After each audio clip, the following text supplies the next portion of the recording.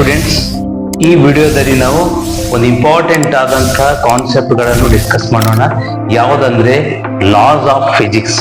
ಈ loss of physics concept ತಿಳ್ಕೊಳ್ಳೋಕೆ ಅಷ್ಟೇ important ಅಲ್ಲ, ಎಕ್ಸಾಮ್ ಕೂಡ ವೆರಿ ಇಂಪಾರ್ಟೆಂಟ್. ಯಾಕಂದ್ರೆ ಎವ್ರಿ ಇಯರ್ ನೀವು ಕ್ವಶನ್ ಪೇಪರ್ ಅನ್ನು ನೋಡಿ, ಪ್ರತಿ ಕ್ವಶನ್ ಪೇಪರ್ಸ್ ನಲ್ಲಿ ನಮ್ಮ ಮಿನಿಮಮ್ 2 ಲಾಸ್ ಅನ್ನು ಕೇಳಿದ್ದಾರೆ. ಅಂದ್ರೆ ಅಟ್ ಲೀಸ್ಟ್ ನಾವು ಕಂಪ್ಲೀಟ್ ಟೆಕ್ಸ್ಟ್ ಬುಕ್ ನಲ್ಲಿ ಹೋದಾಗ ಹಾರ್ಡ್ಲಿ ನಮಗೊಂದು 10 ಲಾಸ್ ಇದೆ. ಆ 10 ಲಾಸ್ ಅನ್ನು ಪರ್ಫೆಕ್ಟ್ ಆದ್ರೆ ಆಲ್ಮೋಸ್ಟ್ 2 ಎಕ್ಸಾಮ್ಗೆ ಬಂದೇ ಬರುತ್ತೆ. ಸೊ 2 or 3 ಮಾರ್ಕ್ಸ್ ನಲ್ಲಿ ಬಂದ್ರು ಕೂಡ 5 ಮಾರ್ಕ್ಸ್ ಆಗುತ್ತೆ. ವೆರಿ ಸಿಂಪಲ್ ವಿಡಿಯೋ ಇದೆ. ಸೊ ವಿದಿನ್ 10 ಮಿನಿಟ್ಸ್ ನಲ್ಲಿ ನಾವು 10 ಲಾಸ್ ಅನ್ನು ಯಾವ ರೀತಿಯಾಗಿ ಎಕ್ಸಾಮ್ ನಲ್ಲಿ ಬರೀಬೇಕು ಮತ್ತೆ ಯಾವ ರೀತಿ ಕ್ವಶನ್ಸ್ ಬಂದಿದ್ದಾವೆ ಮತ್ತೆ ಹೆಂಗ್ ಆನ್ಸರ್ಸ್ ಮಾಡಬೇಕು ಅಂತೇಳಿ ನೋಡೋಣ. Okay, let us start. Welcome to the Bhautha Vijnana PU Karnataka YouTube channel.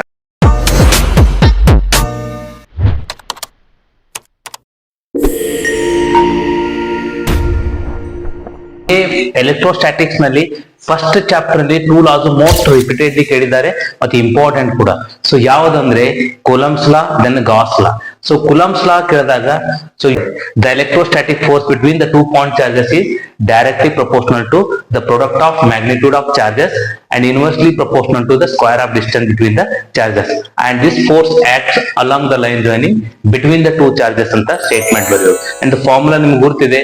So F is equal to 1/4π0 Q1 Q2 by R square.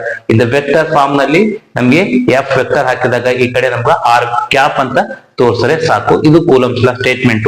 So ಇಲ್ಲಿ ε0 is permittivity for free space and Q1 Q2 are the charges. So R is the distance between the charges and R cap is an unit vector. ಇಷ್ಟು ನಿಮಗೆ ಬರೆಯಕ್ ಬಂದ್ರೆ 2 to 3 marks ನಲ್ಲಿ ಬಹಳ ಸಲ repeat ಇದೆ. So miss ಮಾಡ್ಕೊಳ್ಬೇಡಿ, complete ಆಗಿ practice ಮಾಡಿ. So this is a Coulomb. Then second important in the same chapter ಅಂದ್ರೆ the Gauss law in electrostatics. So Gauss law ಯಾವ ರೀತಿ ಸ್ಟೇಟ್ಮೆಂಟ್ ಬರೀಬೇಕು? The total electric flux through a closed surface is equal to 1/ε0 times the net charge enclosed by the surface ಅಂತ ಬಂದ್ರೆ ಸಾಕು. So where mathematically ಕೇಳಿದಾಗ phi E equal to Q/ε0, where Q is the charge and ε0 is the permittivity for free space. So this is the Gauss law in electrostatic. The same ನಮಗೆ confuse ಆಗಕ್ಕೆ Gauss law in magnetism ಅಂತ ಇದೆ. So ಎರಡು confuse ಮಾಡ್ಕೋಬಾರ್ದು. ಬಹಳ ಸಲ ವಿದ್ಯಾರ್ಥಿಗಳು Gauss ಲಾ ಅಂತ ಕೇಳಿದಾಗ ಸಡನ್ ಆಗಿ ಮ್ಯಾಗ್ನೆಟಿಸಮ್ ಕೇಳಿದ್ರು ಕೂಡ ಎಲೆಕ್ಟ್ರೋಸ್ಟಾಟಿಕ್ ಗಾಸ್ ಲಾ ಬರೆಯುವಂತ ಚಾನ್ಸಸ್ ಇದೆ. ಬಟ್ ಅಲ್ಲಿ ನೀವು ಕ್ವಶನ್ಸ್ ಕರೆಕ್ಟ್ ಆಗಿ ನೋಡ್ಬೇಕು. ಗಾಸ್ ಲಾ ಇನ್ ಮ್ಯಾಗ್ನೆಟಿಸಮ್ ಅಂದ್ರೆ the total magnetic flux through a close surface is equal to 0 or it's mathematically form ಬರಿ ಅಂದ್ರೆ phi B equal to 0 ಅಂತ ಬರೆದ್ರು ಸಾಕು. ಸೊ ಇದು Gauss law in current electricity ನಲ್ಲಿ ಇದ್ದಂತ ಲಾ, ಇಂಪಾರ್ಟೆಂಟ್ ಲಾ ಅಂದ್ರೆ Kirchhoff loss. So Kirchhoff loss for electrical network ನಲ್ಲಿ ನಮಗೆ 2 ಲಾಸ್ ಇದೆ. ಒಂದು Kirchhoff junction rules, also known as Kirchhoff current rule. So ಇದನ್ನ explain ಮಾಡಬೇಕಿದ್ರೆ, for at any junction of the circuit the total current entering to the junction is equal to the total current leaving from it ಅಂತ ಬಂದ್ರೆ ಸಾಕು. So ಇದು junction rule ಆಗುತ್ತೆ. So what is the significance of the junction rule ಅಂದಾಗ it based on the conservation of charge ಅಂತ explain ಮಾಡಬೇಕು. Then the second rule is known as the Kirchhoff voltage rule. The algebraic sum of the changes in potential for any closed loop is equal to 0 ಅಂದ್ರೆ ಸಾಕು. ಇದು Kirchhoff voltage law ಆಗುತ್ತೆ. So what is the significance of this law ಅಂದ್ರೆ, so conservation of energy ಅಂತ ಬರೀಬೇಕು.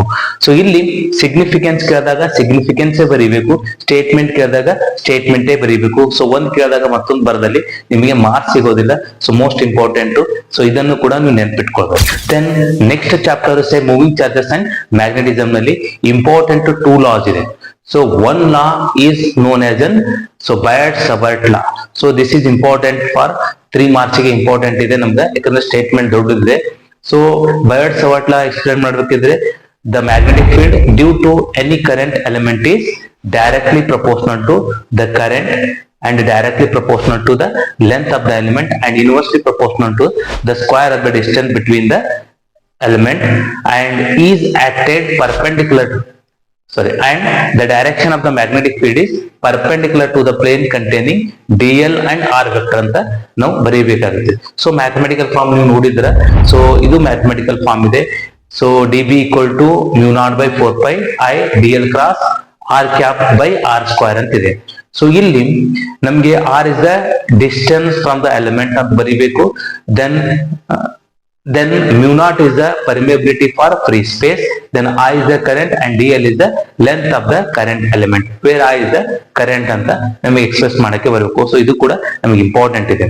So after that ನಮ್ಗೆ ಇಲ್ಲಿ ಇದ್ದಿದ್ದು ಇನ್ನೊಂದು ಇಂಪಾರ್ಟೆಂಟ್ ಲಾ ಅಂದ್ರೆ so Ampere circuital law.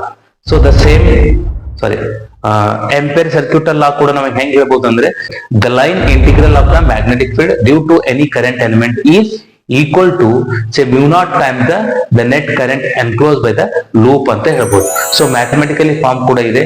So line integral b dot dl ಅಂತ ಬರೀಬೇಕು equal to mu naught into I. So where mu naught is permeability for free space and I is the total or the net current in the loop ಅಂತ ಬರೆದ್ರೆ ಸಾಕು.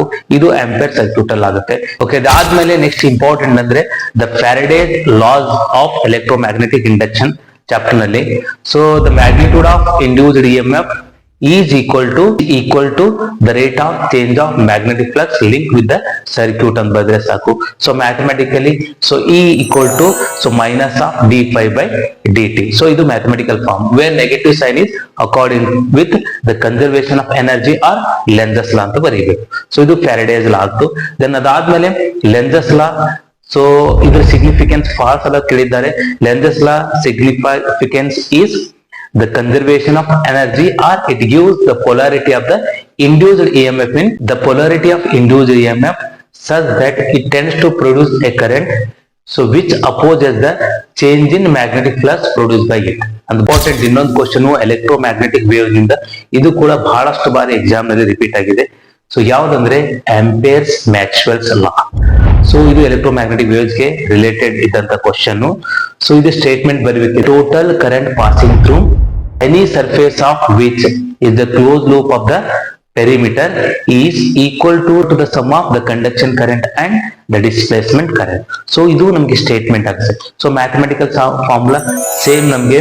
So the line integral of magnetic field say b dot dl is equal to mu naught times the conduction current plus mu naught epsilon times the rate of change of magnetic flux, that is d phi by dt ಅಂತ ಬರೆದ್ರೆ ಸಾಕು. So ಈ formula ಬರ್ದಿ terms explain ಮಾಡಿದ್ರು ಕೂಡ ನಮಗೆ marks ಕೊಡ್ತಾರೆ. So most important ಇದೆ. ಸೊ ಇದನ್ನು ನೆನ್ಪಿಟ್ಟು ವೇವ್ ಆಪ್ಟಿಕ್ಸ್ ಪೊಲರೈಸೇಷನ್ ನಲ್ಲಿ ನಮಗೆ ಮಾಲೋಸ್ ಲಾಸ್ ಮೇಲೆ ಕೇಳಿದ್ದಾರೆ. ಸೊ ಮಾಲೋಸ್ ಲಾ ಕೇಳಿದಾಗ ನಮ್ಗೆ ಜಸ್ಟ್ ಮ್ಯಾಥಮೆಟಿಕಲ್ ಫಾರ್ಮ್ ಅನ್ನು ಬರ್ದಿ ನಾವು ಟರ್ಮ್ಸ್ ಅನ್ನು ಎಕ್ಸ್ಪ್ಲೇನ್ ಮಾಡಿದ್ರು ಕೂಡ ಮಾರ್ಕ್ಸ್ ಕೊಡ್ತಾರೆ. So what is the formula ಅಂದ್ರೆ I is equal to I naught cos square theta. So where I naught is the intensity of the light passes from the first polarizer ಅಂತ ಬರೀಬೇಕು and theta is an angle between the path axis of the polarizer ಅಂತ ಬರೆದ್ರು ಸಾಕು. So ಇದು ಮಾಲೋಸ್ ಲಾ ಆಗುತ್ತೆ. Most important ಇದೆ, ಇದು ಕೂಡ ನೀವು ನೆನ್ಪಿಟ್ಕೊಳ್ಳಿ. In additional to that, so some other laws and the rules also important. ಅದಕ್ಕೆ ಹೊರತಾಗಿ ಇನ್ನೂ laws ಇದೆ. So for example, Snell's law in refraction ಇದೆ. So for a pair of medium, the sign of angle of incident to the for a pair of medium, the ratio of the sign of angle of incidence to the angle of refraction is always constant and this constant is known as a refractive index of the medium. ಇದು Snell's law ಆಗುತ್ತೆ. And the next class ಗಳನ್ನು ನೀವು perfect ಮಾಡ್ಕೊಳ್ಳಿ. At least ನೀವು 2 questions ನಾವು ಈ loss ಮೇಲೆ expect ಮಾಡಬಹುದು.